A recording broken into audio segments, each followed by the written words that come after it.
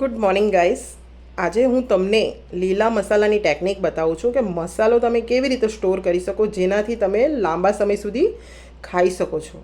આ મસાલો છે આદુ મરચાં અને લસણનો મસાલો.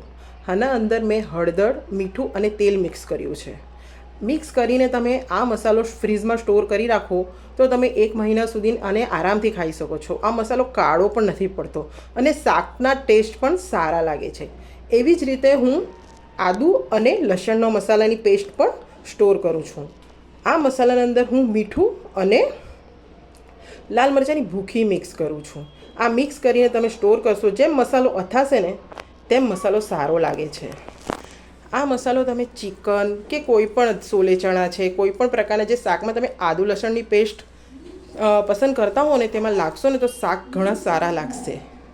જે પણ મહિલાઓ જોબ કરે છે, જેમને સવારે મોર્નિંગમાં ટાઈમ નથી મળતો, ટિફિન કરવાનું હોય છે, છોકરા તૈયાર કરવાના હોય છે, તો તેમના માટે આ સારી ટેકનિક્સ છે.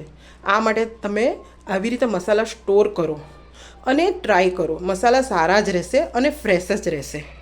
Thank you.